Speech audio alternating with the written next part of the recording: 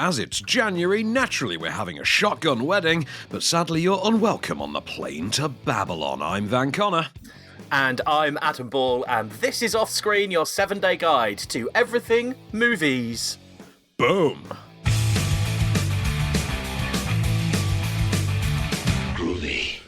Well, hello then, and welcome back to the show. We are going to start with some brand new movies out this week, as we always do.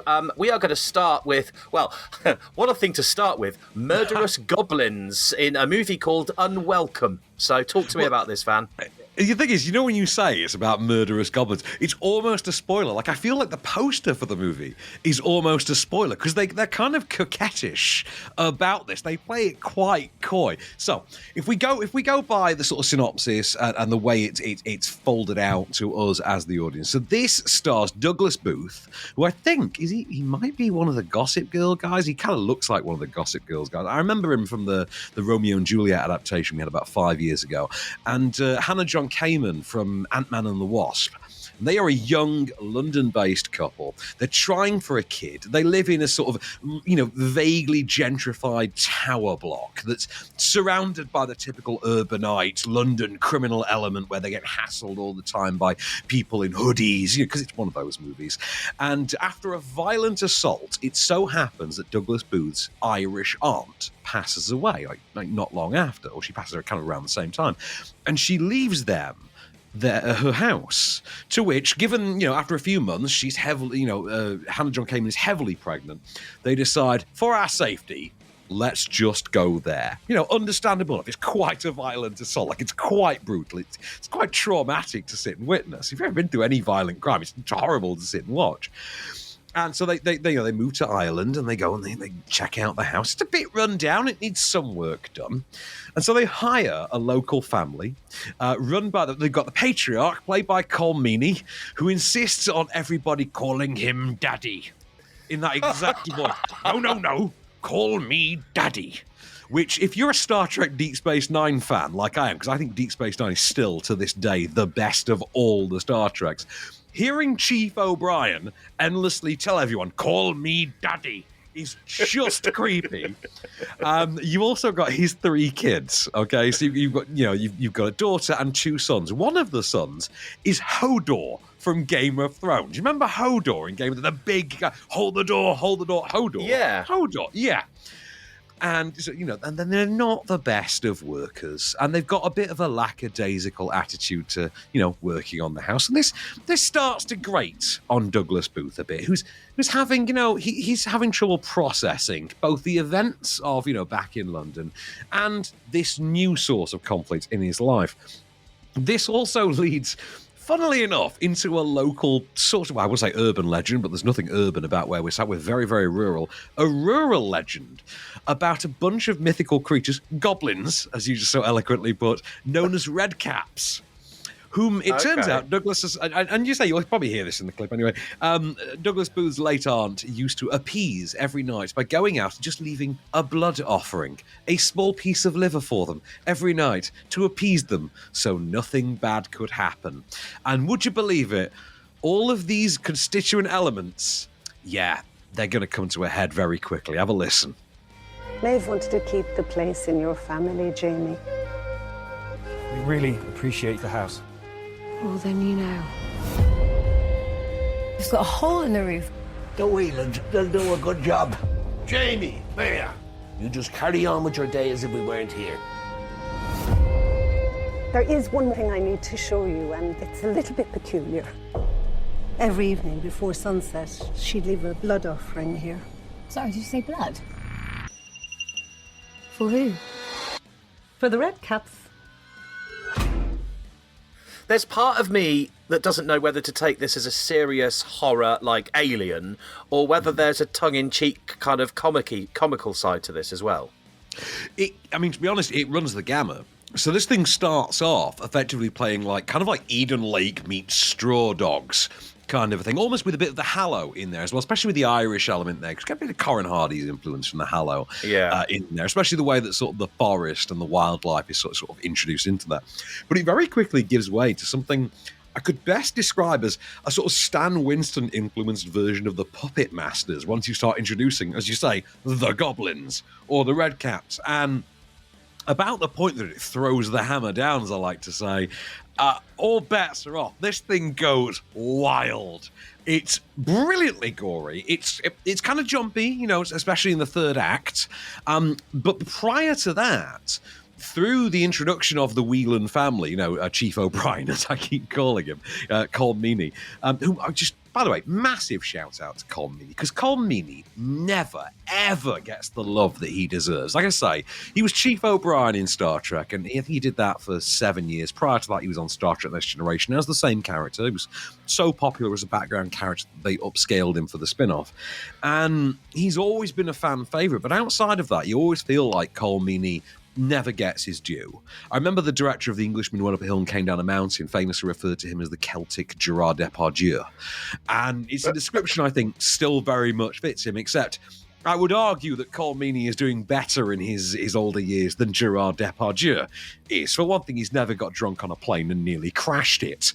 But outside of that, I think that, you know, he's at the forefront of a really great cast here. Douglas Booth, I always thought was kind of a pretty boy actor. Never really had much going for. I know he has literally done Shakespeare for the screen, but was never an actor that particularly wowed me. Here, I think really has something going. It's interesting as well to know that he's physically gone quite doughy for this. You know, he's piled on the pounds. He's got kind of the disheveled beard and the sort of, you know, the scruffy kind of look going on. Hannah John Kamen as well as I know her primarily as a Marvel villain. So seeing her here, I think she actually has got a lot going as well. Hodor. I got to single out Hodor, whose name I didn't know until just now, incidentally, is Christian Nan. I think is really good in what's not a really showy role. It's quite a truncated role, but makes a big impact. But it is all about those effects. It's all about those red caps. And the way this thing builds atmosphere, the way that this actually builds the suspense and you know, for lack of a better term, the terror, I think works incredibly well. Written by Mark Stay and directed by written by Mark Stay, directed by John Wright, because I kept confusing him with Joe Wright all the way through this. Joe Wright, very, very different actor, very, very different director. You know, did Pride and Prejudice and Atonement, things like that. Like, don't confuse the two. I think, again, we're talking about a real calling card here. It's worth noting as well. I saw a certain other film that I'm not going to talk about yet, right before this. Came out of the cinema, put on Twitter, thank God that I saw Unwelcome after this, because it washed away the bad taste of that other film. Props to writer Mark Stay for being the first person to jump on and retweet that. I don't know if he was monitoring. Did he really? I don't know if he was monitoring the hashtag or something. He must have, because it was like literally within seconds. So props off to him, because I'd had a few by that point, I'm not going to lie. I needed to after the first film. We will get to that. But yeah, this bags of fun. You're as terrified as you are amused. You are in as much suspense as you are just on a thrill ride, for lack of a better term. It's a movie, and there's a certain fork in the road, a twist in the tail that you can kind of see coming from early on, but the way that this builds its mythology early on and builds itself into that legend, that it sets up the legend of something that's actually quite bonkers down the road, I think is incredible. I think this was really slick. I've seen a lot of sort of early career starting horror films, obviously doing this gig for so many years. This one genuinely impressed me. I'm hearing Gremlins for the 21st century here. It's not quite as cute and fuzzy as Gremlins. There's no gizmo to be found in this, to be fair. But it's slightly more. Imagine Evil Dobby, for lack of a better. Imagine Dobby the bitter as hell house elf. But, brilliant. You know, he's got a carpet knife kind of a deal. And you're vaguely on the right angle with this.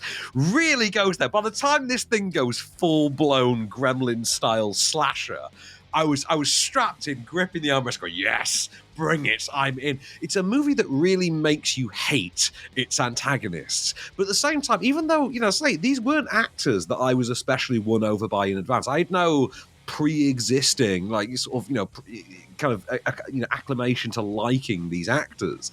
It was sharp writing and solid performances that brought me into this. But more than anything, it was really well done, solid filmmaking that won me over, I think. Wow, that sounds like a really good one to go and see, and it does sound like the sort of thing I would like to watch as well. So that's a good one. Unwelcome. So that is out in cinemas from today. We're going to be back in just a few minutes. Well, straight away, actually, because it's a podcast. So we are going to be talking about... it's a coming-of-age story, isn't it, January? No, there are several films named January. No, this one is the horror movie. Again, oh, right. Okay, it's not the one I'm thinking. It is also a black and white Bulgarian horror movie. So brace yourself. We're about to get weird. We'll be back in just a sec.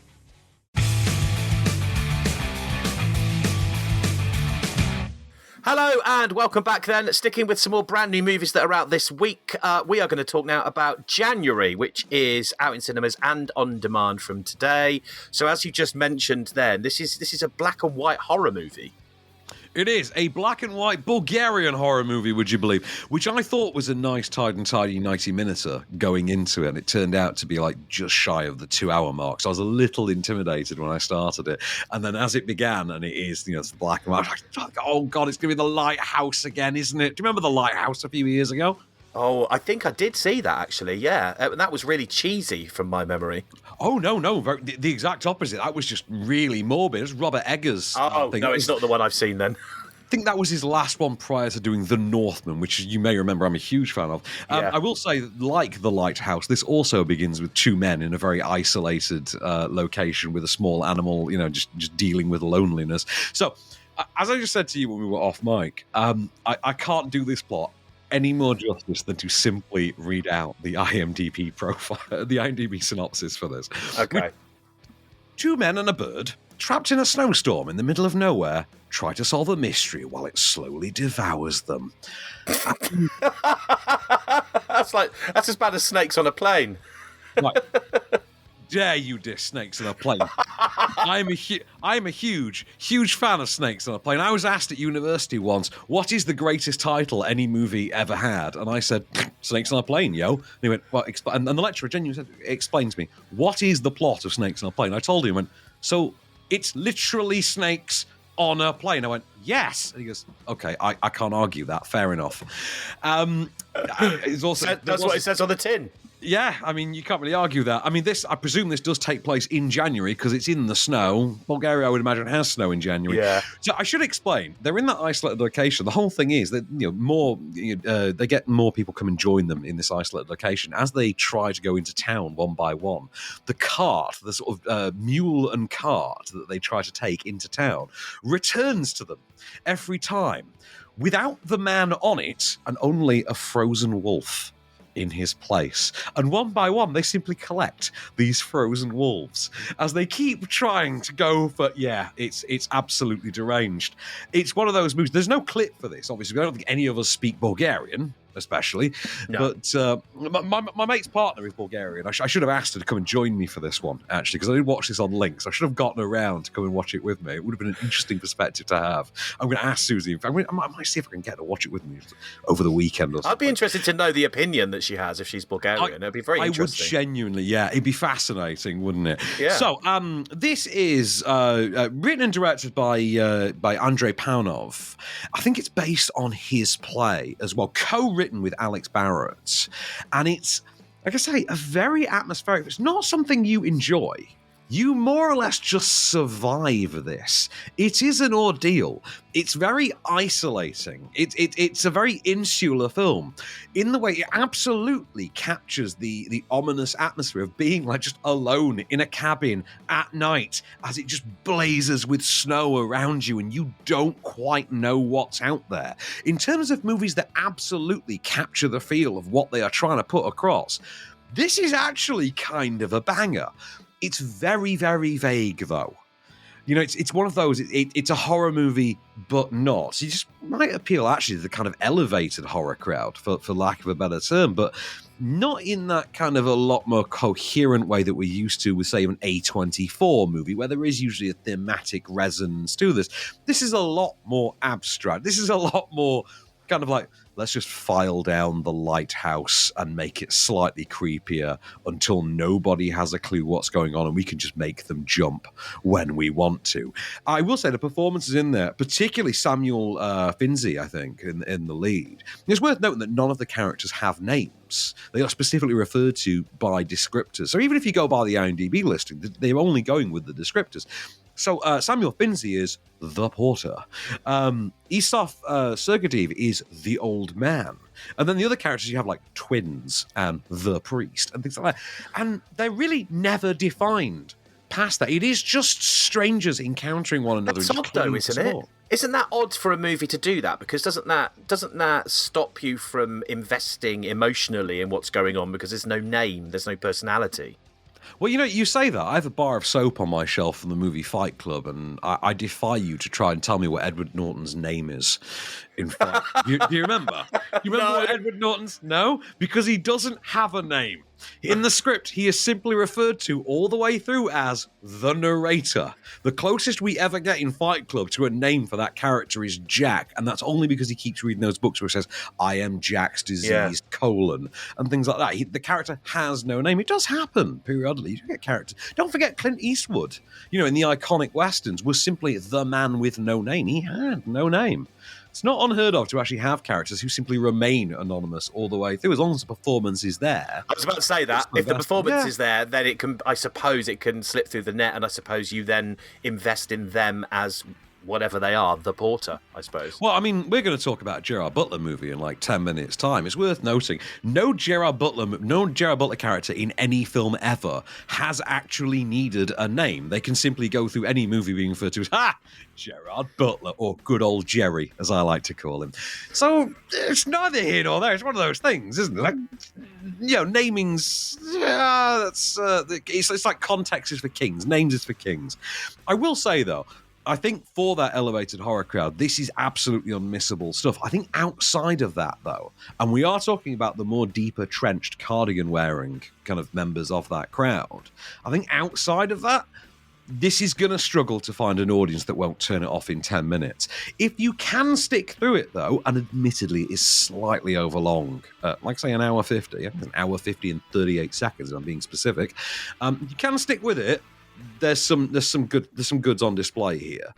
I think in particular, very well directed. The cinematography is incredible, but performances absolutely chilling, and the imagery that it presents, particularly of those frozen wolves as they start to stack up one by one, that's something that'll stick with you. Is the whole movie in black and white then, from start to finish? Absolutely, start to finish, not a shred of colour to be found. And would that change the movie much if it was in colour for you? Well, no, for me, I actually think the black and white adds to it because it creates that isolation, particularly with it being sort of just in this blizzard, in this snow, because you can imagine how that works with the visual palette. It really, it brings down quite a blinding sensibility to it, but at the same time, being kept in this sort of darkened shack, it helps with that atmosphere, definitely. Well, there we go. That is January, which is in cinemas and on demand from today. So we are going to be back very soon. We're going to be talking about Babylon and also Shotgun Wedding. Which one of those two was the one Van was talking about earlier that was really bad?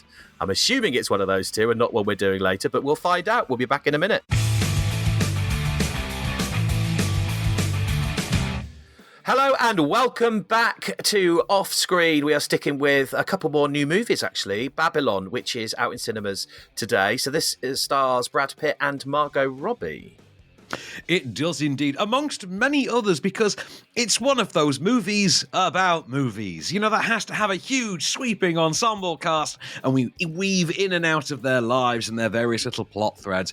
And this is particularly at the point in which Hollywood is making that transition from silent films over to talkies. So, kind of on the cusp of the early 1930s. I think this pretty much goes through the 1930s, but our primary POV character is played, fittingly enough, by something of a discovery, because the movie is all about like discovering stars. And Whiplash director Damien Chazelle seemingly has found his own star in here in the form of Mexican actor Diego Calva, who then sort of, as part of the plot, does become a director. That's kind of where I've gotten confused there. We are introduced to him encountering Margot Robbie early on, and we're not actually introduced to him that way. I'll get to it in a minute as to how we're actually introduced to him, because, oh my God.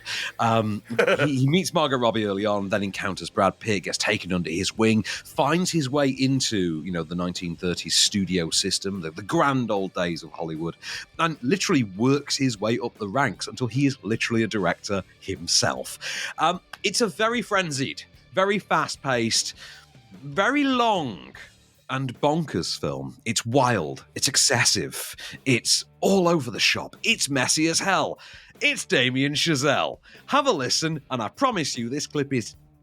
it could not be any more emblematic of everything to be found in Damien Chazelle's Babylon.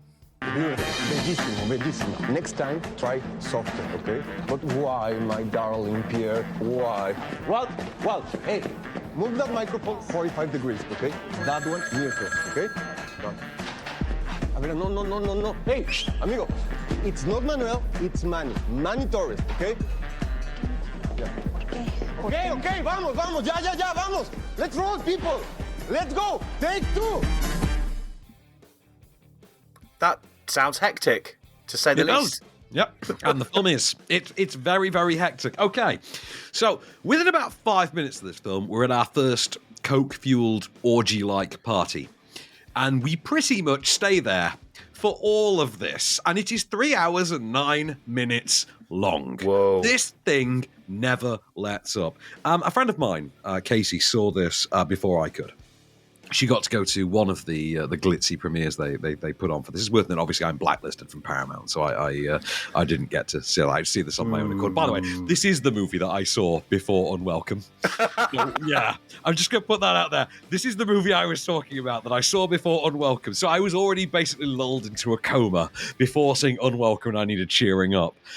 It's long. That opening sequence, the opening 5 minutes, literally involved Diego Calva's character being introduced to us as a man is bathed in elephant feces. Ooh. And from there, you kind of get the tone of what's to come. There's a lot of bodily fluids to be found in Babylon, which doesn't match with the Babylon I remember from the Eternals, but okay. Margot Robbie being cast in this seems almost like a meta joke, because the film in and of itself almost seems like this grand sweeping statement about the career of Margot Robbie, this overnight star who is then put into everything, which is literally what happened to Margot Robbie. You've then got Brad Pitt, who's this sort of almost over the hill, or is he, movie star, from the glorious heyday of when they needed movie stars, which is what Brad Pitt is, except in our case, the real Brad Pitt, obviously is still one of the great movie stars, to an extent. I would argue he's not quite Tom Cruise, but still. And then you've got Diego Calva as, sort of the nobody, the interchangeable hunk who's sort of working his way through, jobbingly. And on that level, this absolutely works. When I talked about this with Katie afterwards, because she'd seen and I had to compare notes with her afterwards, and I said, do you know what? There is a really good 2-hour movie to be found in this. The problem is the movie is 3 hours and 9 minutes long. That's a lot of fat to trim off of this. And you do think, well, again, this is a director who only rears his head around awards season. And that's a very similar complaint to what I had with First Man a couple of years ago, as well, to a lesser extent, La La Land. I still think that Damien Chazelle's only really solidly great movie is Whiplash, for which we actually have a companion piece at this year's Oscars in the form of Tar, which is effectively Whiplash for people whose descriptor I would give another W word, if I'm being really honest. I'll let you fill in the blank on that one. But this one, I just feel like you need to trim about 70 minutes out of this. It's got a great ending that does fit alongside The Fabelmans, if we're going with, movies about movies this year. I think its star factor works incredibly well. I think it's just really excessive and really messy. And this is where Katie and I really agree that the word messy seemed to be the best descriptor of it.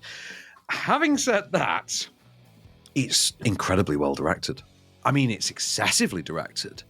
but it's really slick. It's really stylish. As you can hear from the clip, Justin Hurwitz's score absolutely romps through this. You know, that da-da-da-da-da. Yeah. You know, you're literally bopping as you're watching this movie. The problem is, after 3 and a bit hours, that's a bit exhausting. You know, as you're bopping along with this jazzy soundtrack. It's a lot of energy to have to maintain for the amount of time that you are asked to maintain it. And even the adrenaline that Brad Pitt and Margot Robbie bring to this, it's worth noting there's a hell of an all-star cast that goes in there. Gene Smart, for instance, is in there. You've got, as I say, just a cracking supporting cast. Jimmy Ortega, I think, is in there as well. Sam Weaving is in there. And for me, it was just great to see Samara Weaving and Margot Robbie get to share the screen at last, given that they are so often confused with one another. In that Jeffrey Dean Morgan, Javier Bardem kind of a way where everyone just mistakes them for each other, or Timothy Oliphant and what's his name, Josh Duhamel, incidentally, which leads us to our next movie. But let's just say Babylon does not quite live up to its promise. It certainly does not live up to the promise of the title Babylon, if we're being really honest. It sounds like I would probably need a 20-hour sleep after watching that, from what you said. But I took about a 20-minuter in the middle of it, if I'm honest. Well, it's up to you to decide if you want to go and see it. It's out in cinemas from today.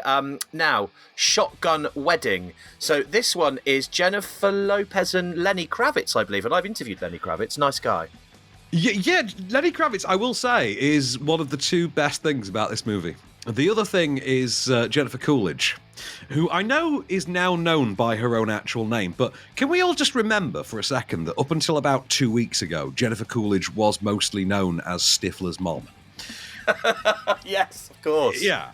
Jennifer Coolidge, until 2 weeks ago, was most historically renowned for literally birthing the term MILF. Yeah. Which, if we want to get really technical about it, was literally brought into the world in 1999 by the actor John Cho from Harold and Kumar and Star Trek. Okay, let's give some credit to these things. This is not a term the porn industry introduced. The writers of American Pie did, and it's all thanks to John Cho and Jennifer Coolidge. So, Lenny Kravitz, Jennifer Coolidge, best things in this film. Yes, I know she's known for White Lotus or whatever it is now. I've not watched it. I'm sure it's great, but it's got Aubrey Plaza in it. I'm still traumatized by the ex-fiance, so I'll get round to watching it at some point. Anyway, Shotgun Wedding, which stars Josh Duhamel, a.k.a. Poundland Timothy Oliphant, as the fiancé. The fiancé who is marrying Jennifer Lopez. Oh, lucky devil. And you know he's a lucky devil because this movie has to have that obligatory sequence in which they get Jennifer Lopez in a tiny pair of pants for a needlessly long amount of time and then draw attention to it. They even get to do the booty shake because, movie. Anyway. Right, interesting thing about this movie, it was going to star Armie Hammer until he was sacked from it because apparently rich people really want to be cannibals. What? Yeah, Google it. All I'm saying, Armie Hammer really wanted to be a cannibal. Anyway, Armie Hammer got sacked for this, and they thought, we need someone on the cheap. Let's get Poundland Timothy Oliphant. So as of today, Amazon Prime are in fact streaming this version. It stars the couple. They're getting married in the Philippines because reasons. He is an ex-baseball player for reasons. I presume convenience of plot because there's a moment that comes up later on. And just as they're having a little tiff just before the ceremony, terrorists turn up and pirates in this case. I think they're terrorists or pirates turn up, take the wedding party hostage. Jennifer Coolidge is not Timothy Oliphant. You see, I'm making the mistake now. Jennifer Coolidge is Poundland Timothy Oliphant's mum, hence why she's involved in there. Lenny Kravitz is Jennifer Lopez's ex-boyfriend, who's at the wedding for reasons. And the wedding party are all taken hostage, and it falls to the wedding couple to save the wedding. Have a listen. This is Jennifer Coolidge and Jennifer Lopez, and not Timothy Oliphant, having a chat pre-wedding. Just so you know, Jennifer Lopez is wearing tiny pants in this scene. Hi. Hello. Your future mother-in-law, Carol. Yep, I know your name, Carol. I brought some of the extras for the welcome bags in case you want to make one for Sean. Oh, great. Thanks. All right, thanks. Tommy, she's not wearing any pants. I just want to ask, and I hope it's okay. Is that genetics?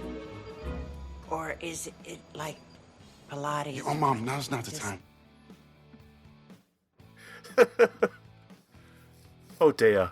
I mean, I can see where this has gone wrong with you. I mean, it sounds like it's hard work to watch.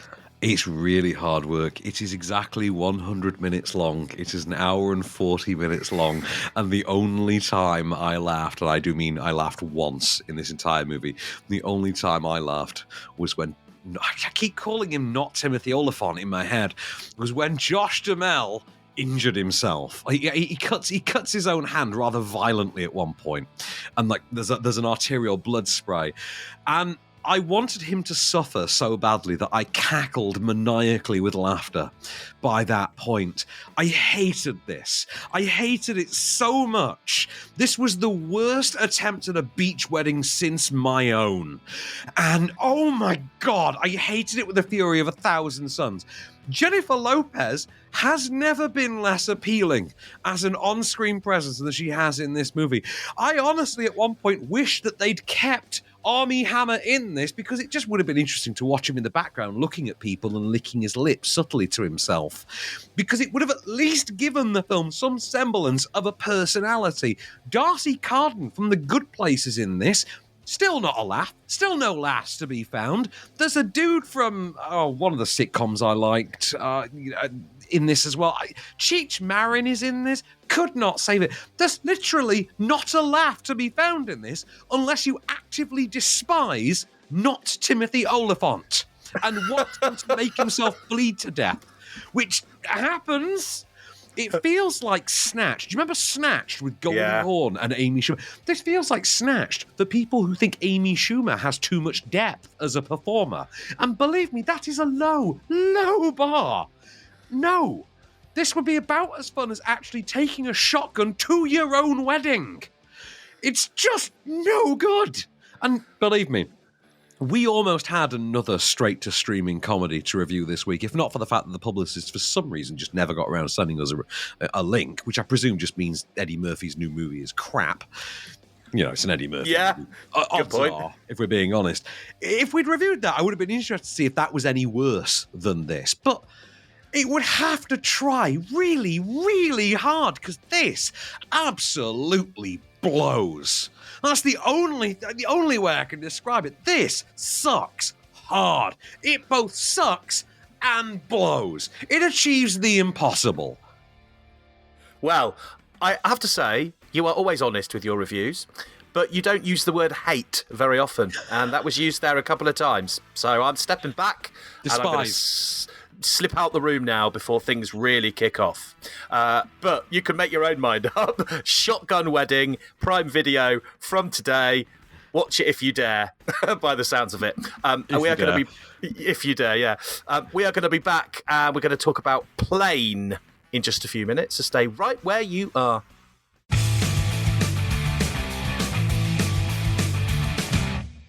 So we are back for one last ride, sticking with brand new movies out this week, of course. Plane, starring Gerard Butler. And from sort of discussions we've had off mic tonight, I'm guessing you enjoyed this one. Do you know what? I had a great time with Plane. Every pun intended, this movie actually took off for me. And I've talked to people for whom this really didn't fly. I'm going to keep going with the horrible plane puns. I'm really sorry. Bear in mind, they did turn the Cineworld in Leicester Square into an actual airport. I saw your pictures. It looked brilliant. Did you see the video? I stuck a video on TikTok of the actual air hostesses doing the safety thing in front of the screen. Oh, yes. I did. Yeah.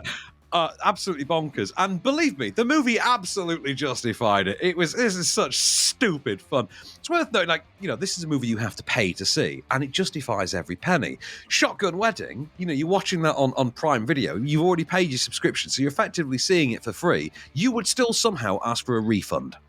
Deservedly so. This, whole different thing. So, good old Jerry Butler is a pilot. He's a commercial airline pilot who's flying from Asia back to the US, and he's transporting as part of his complement of passengers. He happens to be transporting a murderer who's in custody, who's extradited, and then they go through a storm, and the plane has to crash. And it no sooner has it crashed than it happens to have crashed on a pirate island, not unlike the one from Shotgun Wedding.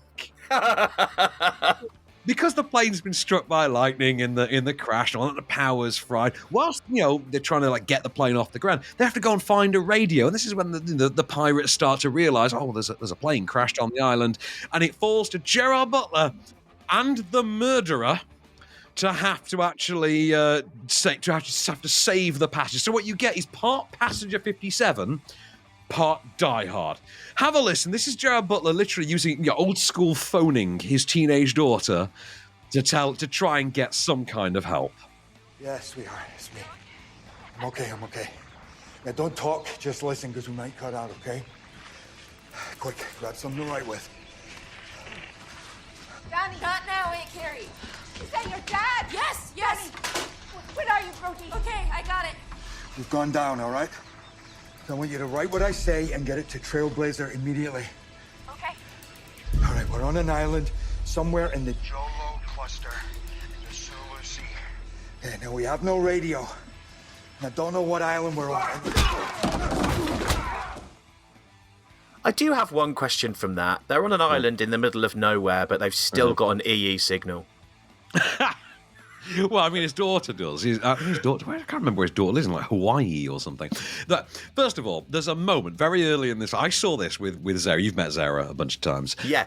I was sat watching this with Zara, and this is how jaded we are as film critics. There's a moment very early on in which Gerard Butler does that sequence they do in all these pilot movies, where the pilot sits in the cockpit in his seat, and he meets his co-pilot for the flight. He's never met him before, and they do this thing where he has a picture of his family. He says, "Oh, is that your family? Oh, how lovely." And then the guy says to old Jerry, "Oh, is that your daughter? Oh, she's beautiful. Her mum must be lovely too." And old Jerry says, "Yeah, Mum passed last year."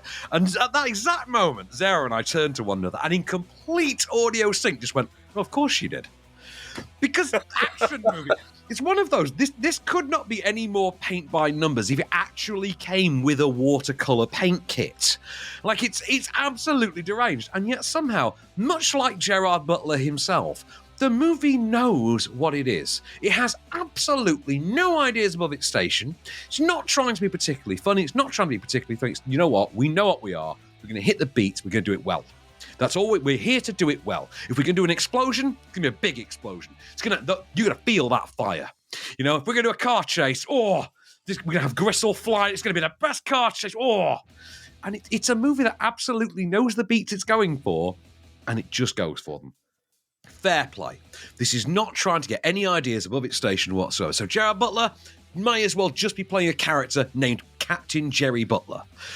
Mike Coulter is in there. He's literally playing Luke Cage. You get the impression that this was put together and he was cast a couple of years ago, back when they were under the mistaken impression that Netflix's Luke Cage might actually lead to him becoming an actual star, and this would be a star vehicle. It's worth knowing he's pretty good in it.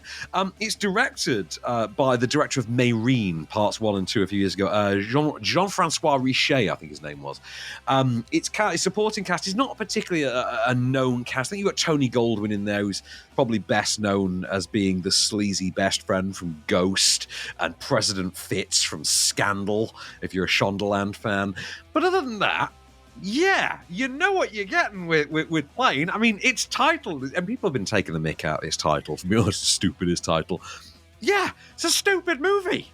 It knows it's a stupid movie. That's why it has a stupid title. If they could have called it Airline Thriller, they probably would have. I mean, it's up there with Snakes on a Plane in that regard. I hope this thing makes $1 billion. They're obligated to make a sequel. It's set on a boat, and they have to call it Boat, because it's that kind of a movie. And to be fair, I mean, I saw this the day, I think it was the day before I saw Babylon. There's a moment towards the end of Babylon where, the closing of Babylon, where, like The Fabelmans, they make it about the legacy of cinema. And you kind of wish they'd somehow, if they'd had foreknowledge of Plane, that they had included just a snippet or a little second from Plane, because they do include some certain iconic films at the end of Babylon. You can probably hazard a guess. If you know certain iconic works of cinema, you can hazard a guess as to what some of them are. But one of them is my favorite. One of them is my favorite movie of all time, funnily enough. But Plane is kind of emblematic of the film that we need in January. A friend of mine, Andy Meakin, used to run a Cineworld, runs a branch of the Light Cinema now. Famously said to me many years ago when we were watching one of the Underworld movies that was released in January, that every January, on the cusp of awards season, you need a palate cleanser. You need some dumb fun. Strap on in. It's an hour 40, hour 45. Check your brain, have a good time. And you need that every January, because the next 2 months are going to suck. And we had the Oscar nominations, I think, the following day after this. And you know what? He was absolutely right. So fair play, Mr. Meakin. You called it yet again, I think like a decade later. This is the palate cleanser we absolutely needed before a very problematic, very formulaic, and in some cases problematic set of Oscar nominations. Yeah, this is your palate cleanser for the year. If you want that dumb fun, you want that January ride, take a ride on Plane. This is the one to see. And believe me, this is winning nobody's award. This is nobody's film of the week except mine. I'm very sure. This is not getting rave write-ups in any broadsheets from anyone in Cardigans. But for me, hell of a time. I'll see this again. Absolutely sounds like the kind of movie that, as long as you know what you're getting into, you'll leave happy. Yeah. Yeah, well, you know what? It's a Gerard Butler movie. Don't get me wrong. It's not top 5 Gerard Butler movies. I mean, this is nowhere near like as fun as Gamer, for instance, or Law Abiding Citizen. Which, I mean, Law Abiding Citizen is the best Gerard Butler movie. Everyone knows that. And it's not even particularly as good as the remake of Death Race. But oh no, hang on, that was Statham. See, I'm confusing my action stars there. Sorry, that one was Statham. I'll remember the Gerard Butler equivalent. It's because Gamer and Death Race are so interchangeable at times. But that's it. Actually, I would go so far as to say that like they are now rivaled for me. Gerard Butler and Jason Statham are rivaled as the two definitive, action stars of this particular niche of the subgenre this century. But I think Butler might be overtaking him at this stage. I would definitely watch this just because it's got Gerard Butler in anyway, but I think you've sold it to me. Something that you can just sit back, knock back and relax and enjoy. Like you say, palate cleanser is a really good way of putting it. So I like it. I like that. All right, well, that's in cinemas from today. That's all we've got time for this week. We've covered a lot of ground with a lot of new movies. We're going to be back on Friday, February the 3rd, when we're going to be looking at She Is Love. Yep, She Is Love. Apparently quite acclaimed. I look forward to watching that one. One that is strangely well reviewed, though. And this came out before Christmas in the US. This got a lot of love and wound up getting not only a higher critic score, but a higher audience score on Rotten Tomatoes than a certain other sequel that happened to come out the week before, which was Avatar. Wow. And this is Puss in Boots: The Last Wish, which I actually watched over Christmas. So I can tell you, yeah, it's a better movie than Avatar: The Way of Water. I'll tell you that much. And did actually terrify my my best friend's 7-year-old son. So you can see what I want. I'll get you the link for this. You go watch this with Albert. I think you'd enjoy this. We've also got The Whale next week with Brendan Fraser. This got him his Best Actor nomination. The Renaissance is here. I'm here for it. Please give the Encino Man his Oscar. Please give the star of California Man and George of the Jungle, and most importantly, the Mummy trilogy, his Best Actor Oscar. And we're going to see the film for ourselves next week. We have also got the Chumbawamba documentary, I Get Knocked Down. I can't wait for this. I can't wait. I mean, wouldn't it be great if they served you drinks during this documentary? It was a whiskey drink, a vodka drink, a lager drink. Oh, you stole my joke. I was about to say, what kind of drink, Van? A whiskey drink, a vodka drink, a lager drink? But, never mind. Indeed. Well, I am seeing Magic Mike, I think, next week as well. The last time we did one of those, we're not reviewing that next week, it's out the week after. The last time we did a screening for a Magic Mike movie, they did serve us endlessly refillable cosmopolitans from Maelstrom. Oh, wow. So, there's a precedent for this. Next week, we have also got the Polish-based donkey film, EO, which is literally a Polish movie about a donkey. Yeah. So, EO. EO, yeah. And so next week, we have literally got Puss in Boots and a donkey. So we're keeping the Shrek theme alive. And Not to bury the lead, of course, the return of M. Night Shyamalan in a movie starring Dave Bautista and Rupert Grint.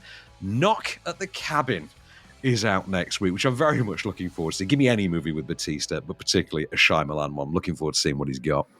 Well, lots for us to talk about next week, and you've got plenty of movies to get watching, Van, so we'll be talking about all of those. But until then, I've been Adam Bull.